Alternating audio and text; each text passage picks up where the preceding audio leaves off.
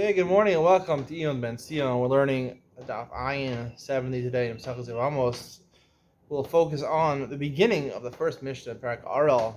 Arel v'chol etzmeim le'yochel b'truma, l'shem avdem yochel b'truma. An Arel, uncircumcised male, he's a Kohen.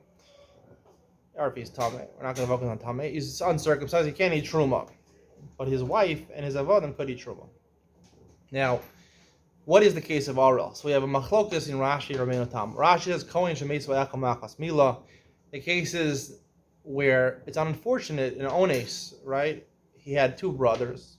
We learned by Mila that even two misos established a chazaka. Two of his brothers died based on Mila. I forget actually, two or three established a chazaka. Two of his brothers, three other brothers, Malchus Rabbi and Shamaliel. Anyway, you establish a chazaka that the blood in his body of these brothers don't clot so well. So the third or the fourth brother can't get a Mila. He's not allowed to. Sagan and Safashos. We don't do a bris Mila. It's Mavatel and Mitzvah. You're honest. You don't have to do the Mitzvah of Mila. So you're potter from Mila. Now, Rashi says he can't eat Truma. Kol Shekain, obviously, Rashi, if a guy intentionally doesn't do a Mila. For example, there's no history in his family of the blood not clotting. The reason he doesn't do a Mila is because he's negligent, or his father, he doesn't do a Mila, or he becomes a bar mitzvah, and also the basin says do a Mila, and he says I don't want to do a Mila. He's a mummer.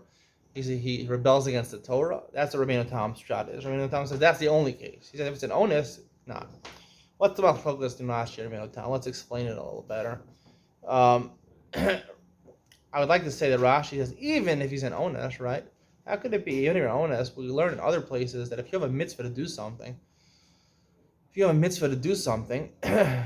mavatal that mitzvah because of an onus, the Gemara says in many places, Otalas is mitzvah nenas, Torah's malah gilah. So, if the Torah tells you to do a mitzvah essay, and you can't do it because of an onus, there's nothing lost, right? You're supposed to do something, you couldn't do it, you didn't do it. It's like you did it. There's no penalty for not doing it. Now, it's the opposite when it comes to an Isra in the Torah. If there's an Isra in the Torah and someone forced you to do an Isra, the Avera was done. The difference is, the mitzvah is you didn't do anything, right? It's Sheva al-Tas, you didn't do anything. By an Avera, you did something. The Torah says don't do it. You did it. You're forced to do it. You did it. So therefore, even onus, you bear responsibility for that in some sense. You might have to bring a korban, or you violated something. There's an Isra essay, and there's a mitzvah essay. When the Isser is obviously to do something, the mitzvah is when you lack doing that. We talked about that by Kohen Gadol marrying a psula, right? That he's a mitzvah to marry a psula, and there's an avera to marry someone's abula. Two things: an Isser essay and a mitzvah essay. I'd like to suggest over here that it can't be Rashi saying that if you're meisu echal mas mila, how could it be that you can't eat truma? Well, we do learn it from Agdera Shava, according to Rabbi from Karan Pesach. Karan Pesach, an Arel can't eat there. So here also, an Arel can't eat. But because he's not an Arel, he's negligent in a mitzvah, he can't eat that. He can't eat truma. I'd like to suggest over here that besides the fact that there's a mitzvah to do a bris milah, there's also an avera to be not mohel. This is a chiddush I'm saying over here. Where do we know this avera from? It's not just a mitzvah essay, it's also an Isra essay. To be Arel is an Isra essay. Maybe you learn from the fact that there's karis, right? You're chayav karis. Someone doesn't have bris milah.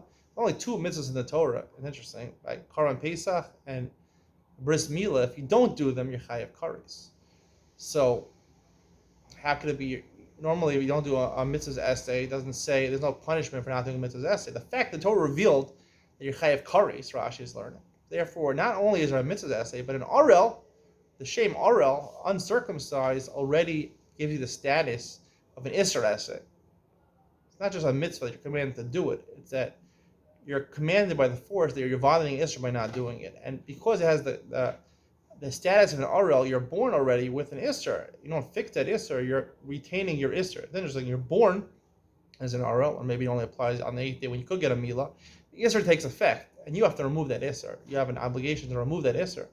unlike every other issue in the Torah, you do something here by not doing something. You're born with this. You're born with a sin. You have to remove that sin and get a bris milah. That's what Rashi is learning. And according to Minut Tam, we learn the other way. No, that only the bris milah is just a mitzvah. There's no status of RL as an Isser essay.